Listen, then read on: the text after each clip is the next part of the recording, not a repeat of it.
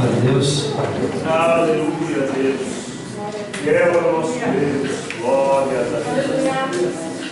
Oh, glória ao nosso Deus. Aleluia. Abra a tua Bíblia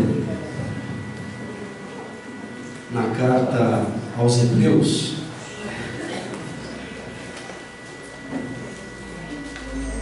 Vamos ler aos Hebreus, capítulo de número 1, capítulo de número 2 e o 3.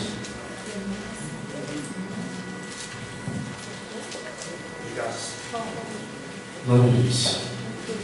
Os Mateus, Marcos, Lucas, João, Atos, Romanos, Coríntios, Gálatas, Efésios, Filipenses, Colossenses, Tessalonicenses, Timóteo, Tito, Filemão, Hebreus.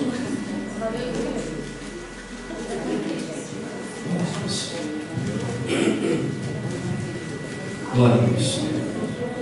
Vamos ler o texto. Diz assim: eu gostaria da sua atenção. Se você puder, não se levante do seu lugar. Prometo ser breve. Diz assim, capítulo 1, versículo de número 1. Havendo Deus antigamente falado muitas vezes e de muitas maneiras aos pais pelos profetas, a nós falou-nos nestes últimos dias pelo Filho. Capítulo 2, versículo 1. Portanto, convém-nos atentar com mais cuidado, com mais diligência, para as coisas que já nós temos ouvido, para que em tempo algum nos desviemos desse caminho. Capítulo 3, versículo 1. Pelo que, irmãos santos, participantes da vocação celestial, considerai a Jesus Cristo, apóstolo e sumo sacerdote da nossa confissão, sendo fiel ao que o constituiu, como também o foi Moisés em toda a sua casa. Porque ele é tido por digno de tanto maior glória do que Moisés, quanto maior honra do que a casa tem aquele que a edificou. Porque toda a casa é edificada por alguém, mas o que edificou todas as coisas é Deus. Amém? Amém. Glória a Deus. Obrigado. Louvado seja Deus. Queridos, há alguns anos atrás, eu estive no cemitério. E, na verdade, depois de um tempo para cá, eu tenho ido muito ao cemitério.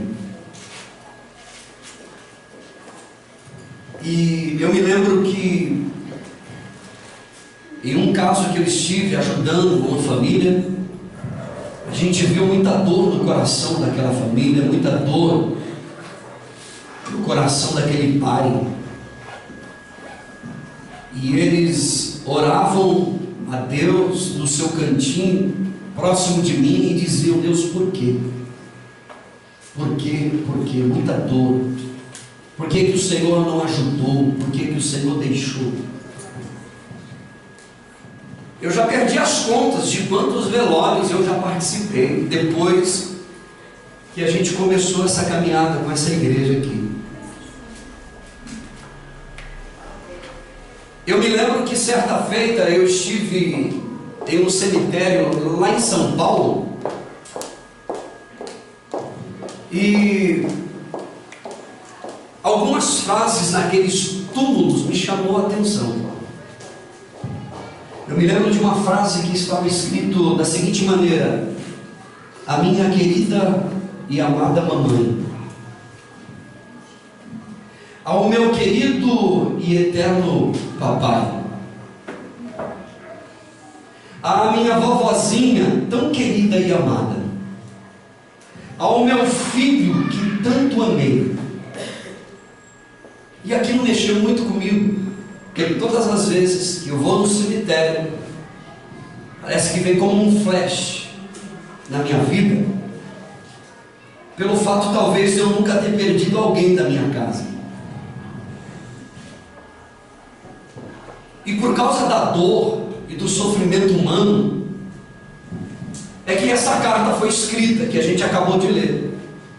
Eis um dos grandes motivos pelos quais esta carta aos Hebreus foi escrita.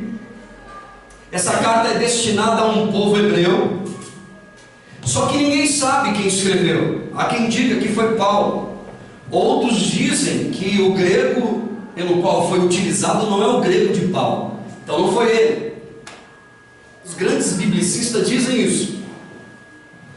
Para mim, de fato não foi, porque desde Romanos até a última carta antes da carta aos Hebreus, todas as cartas que Paulo escreve, ele começa dizendo: eu, Paulo, eu, apóstolo Paulo, eu, amado apóstolo de Deus, escolhido pelo Senhor.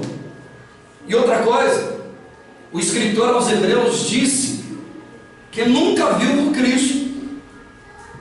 Já Paulo, na primeira carta aos Coríntios, ele diz no capítulo 9 que ele viu o Cristo.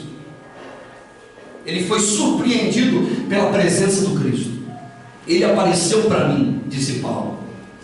E o escritor aos Hebreus disse que tudo que ele escreveu foi porque ele ouviu de outras pessoas.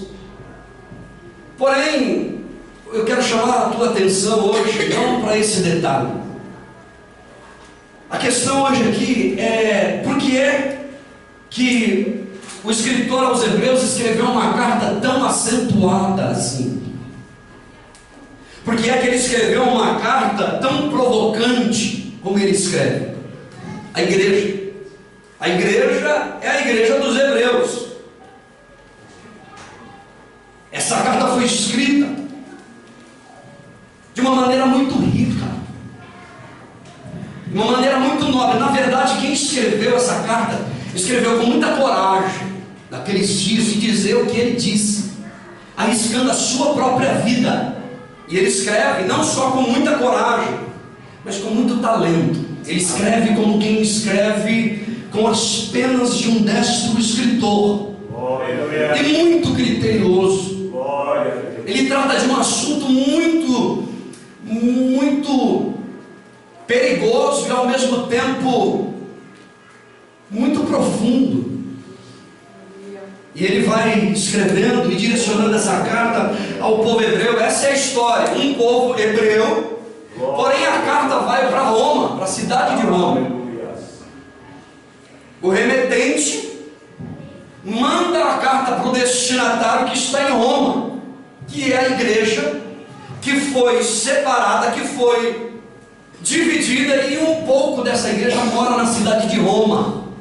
Quem está escrevendo está provavelmente, segundo os historiadores, na Itália, entregando uma mensagem para o povo de Roma, para o povo hebreu.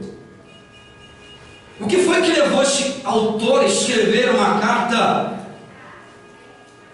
tão minuciosa desse jeito? O que foi que levou esse homem a falar do que ele falou para a igreja? Presta atenção.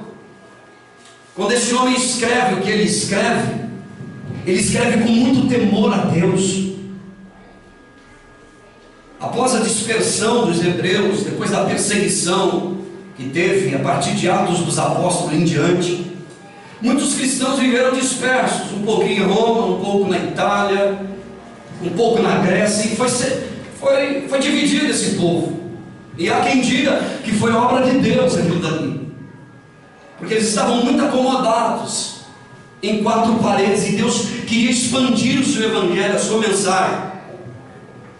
E esses hebreus que estão em Roma, a saudade é muito grande de casa, a dor de estar longe da sua família é muito grande, da sua parentela. Há uma saudade muito grande, uma dor muito grande por causa da perseguição, e eles estão se reunindo de casa em casa, cantando louvores dentro dos lares, escondidos. Mas por causa da perseguição, por causa da luta e das adversidades, vem o desânimo, e a frieza espiritual. E aí, o escritor aos Hebreus, percebendo isso pelo Espírito Santo de Deus, ele se preocupa, e a preocupação dele é para nortear aquele povo, isto é, dar um norte para eles. Eles estão sem direção, mesmo sendo uma igreja de oração, mas agora, por causa das lutas e das adversidades, eles estão como uma igreja fria. E aí ele escreve para direcionar aquela igreja. Ele está dando direção para aquele povo. E sabe qual que é a palavra-chave dessa carta? Melhor, superior.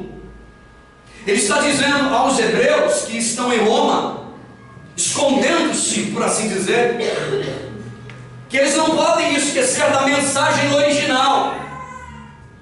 Eles não podem esquecer de onde Deus havia tirado cada um deles, e da promessa que Deus havia feito através do seu Espírito. E foi por isso que ele escreve, é por isso que ele diz assim: olha, vocês não podem se esquecer que Cristo é melhor. Aleluia! Que Cristo, ele é superior. Glória a Deus! E a pergunta é: superior a quem? Ao quê? E aí o escritor diz: Cristo é melhor e superior aos anjos. Glória a Deus! Cristo é melhor do que os homens. Aleluia! Cristo é melhor do que os profetas. Cristo é melhor do que os sonhos. Cristo é melhor do que qualquer concerto antigo, qualquer pacto, qualquer aliança. Cristo é o melhor repouso para a sua igreja. Cristo é a melhor esperança. Cristo é a melhor expiação. Cristo é o melhor sacerdote. Cristo também é o melhor condutor, o melhor amigo. Ele está lembrando esse povo e dizendo: não se esqueçam, Cristo é superior, Cristo é melhor. Glórias a Deus! Cristo é maior do que as suas lutas. Aleluia! Cristo é maior do que as suas adversidades. Glórias a Deus! E ele completa dizendo: e não se esqueçam que o Cristo, ele é divino. Aleluia! Não se esqueçam que o Cristo, ele é criador e sustentador de todas as coisas. Todas as coisas existem por meio dele e através dele, porque sem ele nada do que foi feito se fez. Aleluia! Ele escreve essa carta para lembrar os crentes, os hebreus que estão morando em Roma, das suas raízes, de quem eles eram lá atrás, de como eles começaram a caminhada com Deus. E ele disse: Cristo é superior. E a mensagem toda está pautada no Cristo como sendo o superior da igreja, o cabeça da igreja. E ele disse assim: porque Cristo é superior e muito melhor do que todos e todas as coisas. Primeira mensagem que eu quero dizer para vocês, isso é aos hebreus, o escritor que diz: primeira coisa, escute por favor, é que se você está em busca de uma revelação, se você está em busca de um profeta que revele a tua vida, que norteie a tua vida, que fale para você o que você deve fazer, eis aqui o Cristo. Se você precisa de alguém para interceder por você, para pôr a mão sobre a tua cabeça, a tua vida, a tua história, eis aqui o Cristo que foi crucificado e que ressuscitou ao terceiro dia. E ele diz assim: Cristo é o grande profeta. Aleluia! Cristo é a maior e mais clara e mais sublime revelação de Deus para os homens.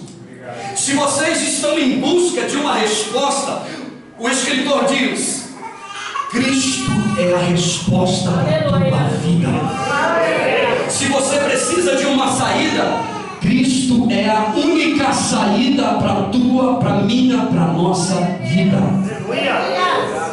Escute o que eu vou te dizer essa noite.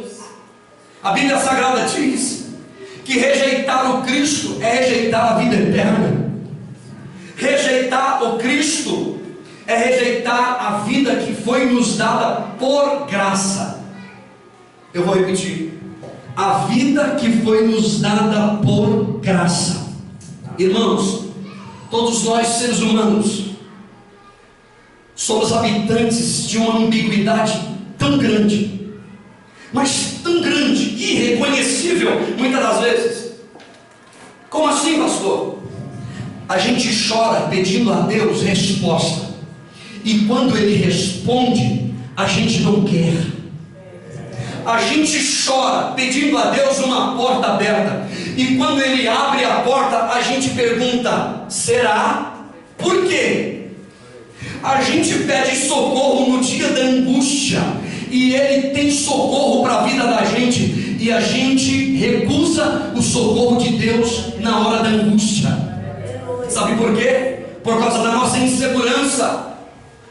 As sogras que me perdoem, você já ouviu falar da síndrome da sogra? Eu tenho sogra, eu posso falar.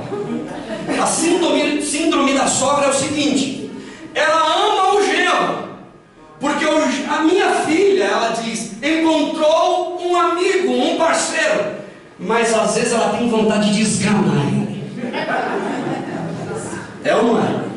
Ela ama a nora, porque agora o filhinho dela encontrou um namorado, um noivo, um marido, mas às vezes ela tem vontade de esganar a nora. Por quê? Porque ela tomou o meu filho. O meu filho não vem mais na minha casa. É uma ambiguidade tão grande, irmão. A mesma coisa acontece no nosso relacionamento com Deus.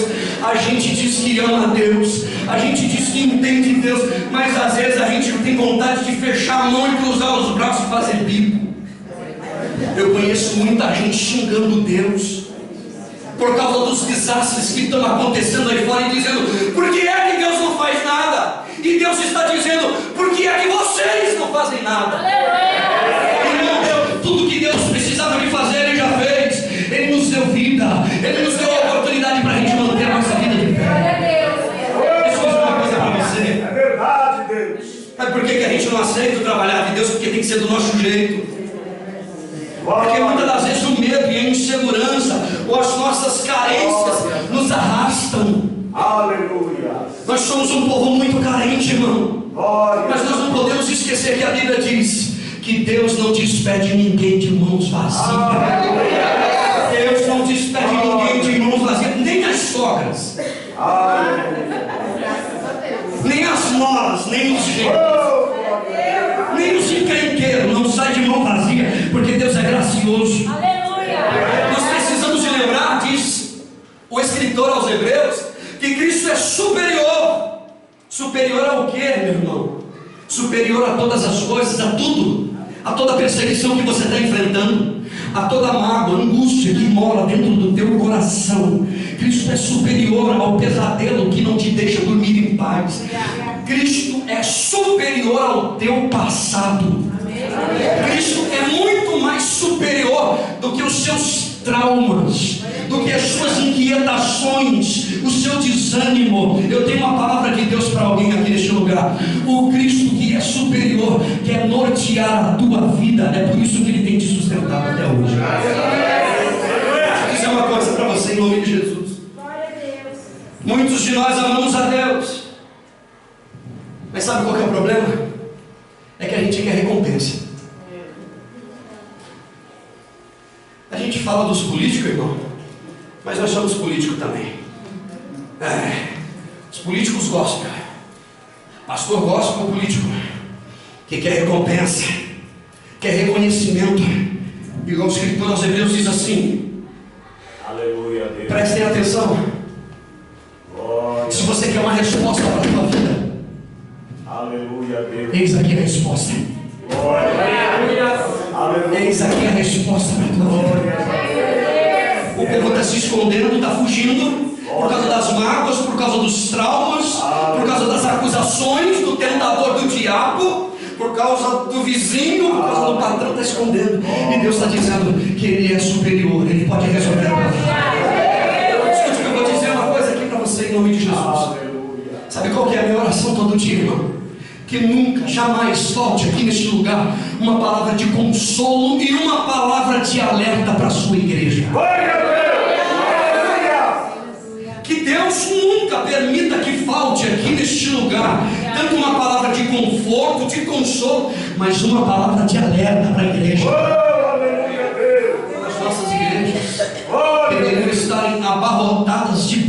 pessoas abarrotadas, atoladas, de pessoas extremamente entusiasmadas por essa grande revelação. Glória a Deus. Eu conheço gente que todo dia está num lugar buscando revelação, esqueceu que a grande revelação se encontra no meio de nós. A grande revelação que nos norteia, que nos mostra o caminho, Ele está aqui no nosso meio. Glória a Deus. Aleluia. Oh, glória. Obrigado, Senhor. Aleluia, glória a Escute o que eu vou Deus. te dizer. A maioria de nós, se não todos nós, temos fé. Glória a Deus. Senão nós não estaríamos aqui. Aleluia. Porém, muitos de nós temos uma fé inoperante, uma fé improdutiva. Me parece que foi dito lá no princípio do culto a respeito da gente tomar uma atitude, da gente agir, da gente ter uma atitude, e Deus vai honrar a atitude que a gente tomar. Uma fé inoperante, uma fé que não produz fruto. Sabe qual que é o nome disso? Frieza espiritual, carnalidade. Eu me lembro que Apocalipse capítulo de número 3, Deus elogia a igreja. Ele diz assim: eu tenho visto as suas obras. Eu sei que você corre muito, eu sei que você tem fé, eu sei que você produz, eu sei que você trabalha, eu sei que você sua, eu sei que você está se dando pela causa, mas tem um porém: você se tornou uma pessoa morna. Você perdeu o primeiro amor, você se tornou carnal, se tornou como um pipa que não sobe mais. Aleluia. Não porque não tem vento, mas porque furou, rasgou e está penso. Toda vez que o menino corre, o pipa cai do lado. Você se tornou como uma torneira de água que perdeu a pressão. Glória a Jesus. Está pingando, é conta-gota. Parece uma mariposa que se secou depois do vendaval e veio o sol e secou, só ficou o casco oco. Oh, Jesus, misericórdia. Irmãos, muitos de nós estamos na presença de Deus, mas estamos arrastando os nossos pés. Sabe por quê? Por causa da grande revelação. Ou a gente aceita o que Deus tem para a gente, ou a gente vai se perdendo mesmo no caminho. Aleluia, Deus. Eu tenho algo para dizer para você. Me entenda, por favor, eu digo isso com muito amor. Ainda dá tempo de você entrar por este caminho, porque Deus tem um propósito para a tua vida. Por isso aqui o Apocalipse diz: arrependa-te enquanto é tempo. Volte para Ele, para as raízes. E você vai ver que tudo que Deus tem para a tua vida se tornará realidade em nome de Jesus. Então, em primeiro lugar, o que os Hebreus, o escritor diz, é que se você precisa de uma revelação, se você está procurando um profeta, pronto, você já achou ele. Aleluia, glória. Oh, glórias a Deus. Você precisa de alguém para orar por você? Ele Aleluia. está aqui. A Bíblia diz que ele se encontra à destra de Deus intercedendo por cada um de nós. Segundo lugar, os Hebreus, o escritor, ele diz o seguinte: porque Cristo é superior, não se preocupem com a decoração da sua casa, se preocupem mais com a estrutura dela. Glória a Deus. O que tem de gente se preocupando com o enfeitar a casa, o pintar a casa. E casa que eu estou falando é casa. A vida, sua história, o seu coração. É muita decoração e pouca estrutura. Eu me lembro, não lembro o ano agora, mas eu me lembro de um sujeito que caprichou na decoração externa de uma casa, de um prédio. Só que ele esqueceu de tomar conta da estrutura dela. A Bíblia não diz que nós somos fundados no amor de Cristo, como se tivesse um alicerce chamado amor, e nós fôssemos fundados a partir do amor. Não, nós somos fundados em amor. Quando aquele concreto, aquela baliza, aquela sapata estava sendo preenchida, nós estávamos sendo enxertados junto na sapata. E eu me lembro que aquele prédio, se não me engano, no Rio de Janeiro, que foi usado a areia da praia, ele estava cuidando do desenho, ele estava cuidando da decoração, de deixar um negócio bonito, para compensar o outro lado. Meu irmão, foi dito e feito. Deixa eu te dizer uma coisa, a Bíblia diz em Mateus capítulo 7, que todo aquele que ouve essa palavra e não pratica ela é semelhante ao homem insensato que edificou seu prédio, a sua casa, o seu rancho na areia. Veio a chuva, correram os rios, sopraram os ventos e deu contra aquela casa, e ela não resistiu, porque foi edificada com areia e na areia da praia. Queridos irmãos, deixa eu te dizer uma coisa. O Deus que nós servimos, aliás, deixa eu melhorar isso aqui. O Deus que nós seremos é um Deus que satisfaça o nosso estômago e não a nossa consciência. Nós ouvimos todo dia por aí os pregadores dizendo que nós estamos aqui para comer o melhor dessa terra. Ledo engano. Essa terra, Fala conosco, Senhor. a Bíblia me fala de um novo céu e de uma nova terra. Não é essa terra. Aleluia, Deus. Está fora do contexto. Glória. Está totalmente fora. Nós somos chamados por Deus para viver numa outra dimensão, irmão. Deus não nos chamou para satisfazer o nosso estômago. Para satisfazer o nosso estômago, a gente trabalha, a gente levanta cedo, a gente dá o duro, a gente sua a camisa. Agora Deus, Ele quer satisfazer a minha alma, o meu espírito. Por isso que a Bíblia diz que bem-aventurado é aquele que tem fome e sede de justiça. Eu tenho uma palavra de Deus para alguém aqui. Não é tempo mais. Não dá tempo mais de você cochear em dois pensamentos. A grande revelação já está aqui. Deus está te orientando. Deus está te mostrando o caminho. O grande rei, o sumo sacerdote, está no nosso meio diariamente. Meu irmão, minha irmã, presta atenção no que eu vou te dizer aqui nesta noite.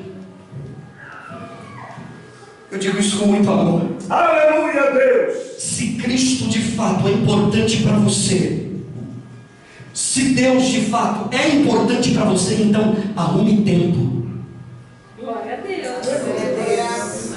Louvado seja o Senhor. Obrigado, meu Deus. Deus poderoso. Me lembro de um pastor que estava correndo na rua de São Paulo, exercitando um pouco, correndo, fazendo uma corrida longa. E no meio do caminho ele percebeu 5 ou 6 cabanas, tendazinhas, barraquinhas, e algumas jovens ali dentro, deitadas, dormindo, descansando ali. E ele parou e achou que aquelas meninas estavam abandonadas. Voltou e perguntou: está tudo bem com vocês? Ela disse: sim. Vocês estão precisando de ajuda? Precisam de alguma coisa? Não, está tudo bem. Mas por que vocês estão aqui? É que nós estamos esperando o show. Ele disse assim: ah, vai ter show hoje à noite? Ela disse: não, é daqui 2 meses.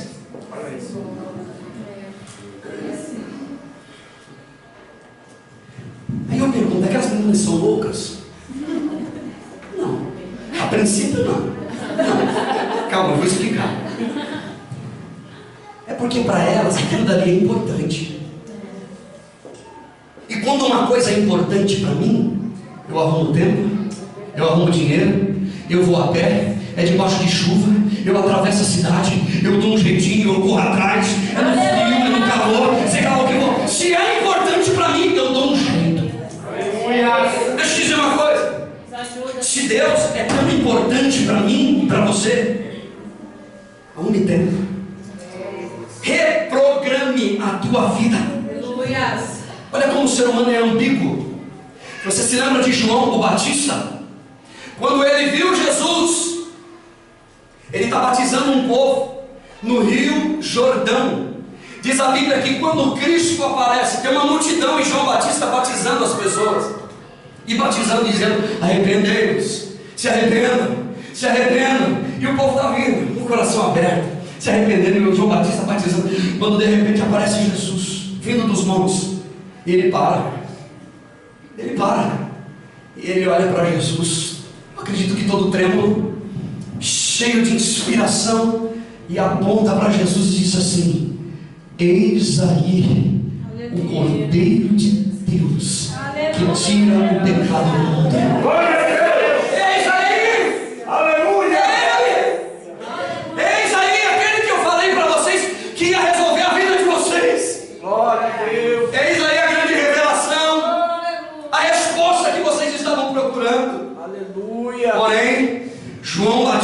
da sua gaiola emocional, quando ele é preso, ele chama os discípulos, o mesmo João, cheio de revelação, cheio de entendimento de Deus, e pergunta para os discípulos, ele está preso dentro de uma cadeia agora, ele diz assim, vai lá e pergunta para ele se é ele mesmo o Cristo. Amigo, querida, não deixe que a tua natureza te engane, não deixe que o teu coração te engane. Deixa eu dizer uma coisa para você, essa carta, ela é endereçada a uma igreja perseguida, a uma igreja machucada, a uma igreja que se reúne dentro das casas, uma igreja que tem os seus joelhos calejados, mas por causa das lutas e das adversidades, é uma igreja abatida, por causa dos problemas, não consegue mais adorar a Deus, não consegue mais ser fiel a Deus. E é por isso que o autor os encoraja a serem mais constantes, a serem mais perseverantes na presença do Senhor. Eu quero dizer uma coisa aqui para você, te encorajar nesta noite: seja mais constante, seja mais perseverante na presença de Deus. Deus é fiel para segurar nas suas mãos. Eu garanto para você que Ele não vai ouvir todas as suas orações, mas Ele vai ouvir todas aquelas que são necessárias para a tua vida. Deixa eu dizer uma coisa para você. Foi Ele que disse: guarda firme a confissão da tua esperança. Ele escreve: tome cuidado, guarda, fica firme, não vacile nessa caminhada, porque o diabo... E aí eu pego o gancho de Efésios capítulo 6. Ele está em derredor, rugindo como um leão, tentando destruir a tua vida. E os Hebreus dizem, o escritor aos Hebreus, ele diz assim: não abandoneis a vossa confiança. Eu quero fazer um convite para você hoje à noite. Eu quero fazer um convite para você que está pensando em parar de caminhar com Deus. Eu quero fazer um convite. Eu quero que você hoje reconsidere a sua decisão nessa noite. Provérbios capítulo 14, versículo 12. Há caminhos que para o homem parece que é direito, mas o fim deles são caminhos de morte. Provérbios capítulo 16, a Bíblia diz: ao homem pertencem os planos do coração, mas é do Senhor que vem a resposta da boca. Salmo de número 127 diz assim: que se o Senhor não edificar a minha casa, é em vão o trabalho daquele que edifica. A Bíblia diz assim: ó Senhor, Senhor, só Tu tens palavra de vida eterna. Querida, não retroceda. Querida, não abandone a tua confiança em Deus, mas cedo ou mais tarde, alguma coisa vai acontecer na tua vida. Deixa eu dizer isso aqui para você: Cristo é superior. Eu vou repetir isso aqui em nome de Jesus. Cristo é superior. Hoje, no nome de Jesus, aqui dentro deste lugar, Deus vai te dar força para você continuar caminhando. Eu quero liberar em nome de Jesus uma palavra sobre a tua vida. Deus está te dando força aqui neste lugar. Você vai sair daqui hoje fortalecida para a glória de Deus, fortalecida em nome de Jesus.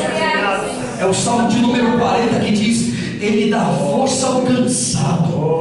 Ele dá força ao cansado. O Salmo de número 25 diz assim: Senhor, os que esperam em Ti nunca serão confundidos. E nunca, de maneira nenhuma. Você está saindo daqui hoje com o teu coração fortalecido. Coloque os teus olhos em Deus.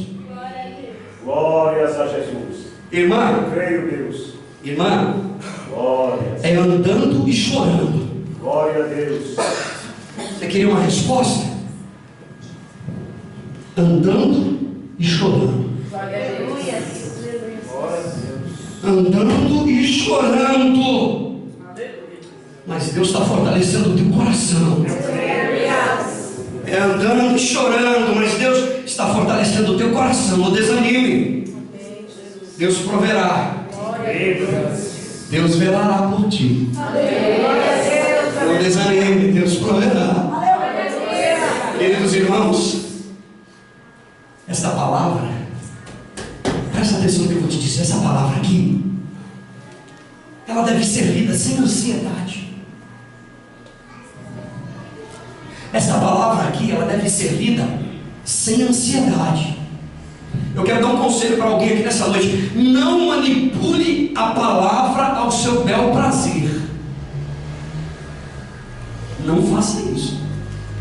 Isso é magia. Isso é voodoo. Isso é feitiçaria. Aquieta a tua alma. Deus proverá. Deus velará por ti. Não manipule a palavra para satisfazer os teus apetites. Presta atenção. E eu quero abrir um parênteses aqui e acrescentar.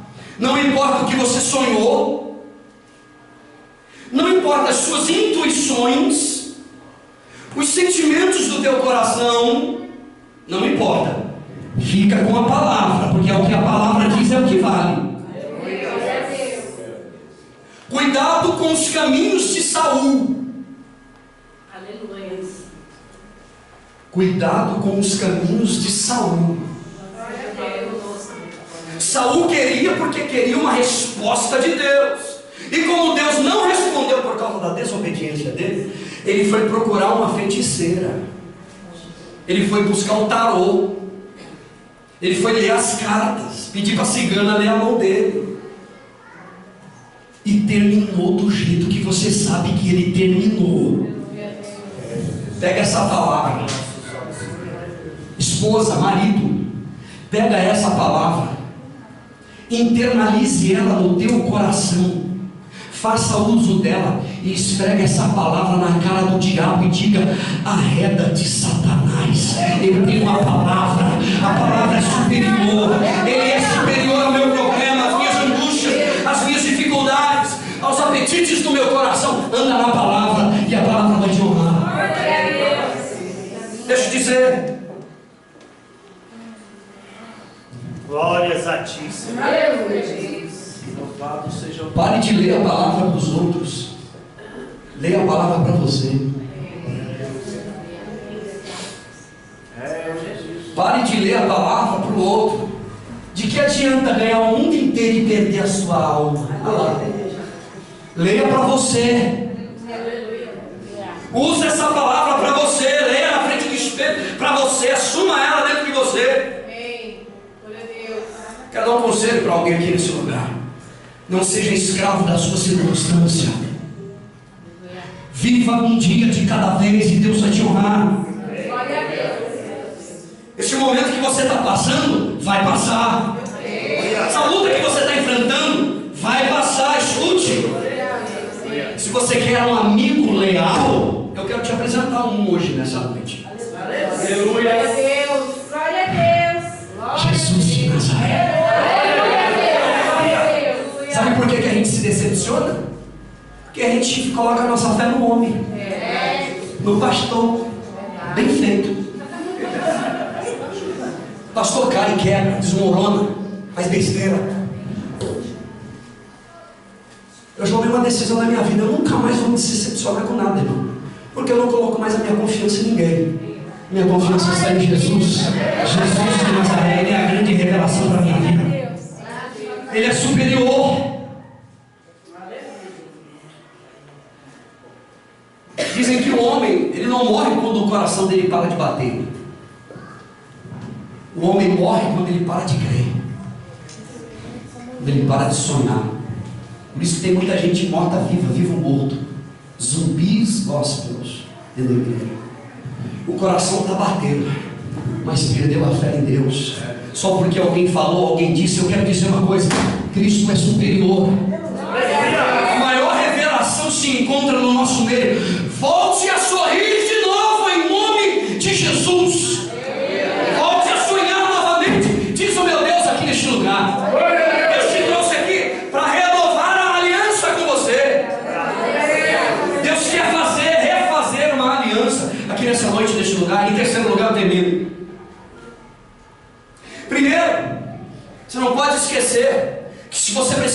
revelação de alguém para orar por você, lembre-se que ele está aqui. Segundo, cuide mais da sua estrutura espiritual do que os apetrechos que você está querendo enfeitar a tua vida, a caminhada com Deus. Cuidado com o apetrecho, a igreja está cheia de apetrecho. Não vou nem entrar nesse mérito. E em terceiro lugar, a melhor maneira de você honrar a Deus é nunca, jamais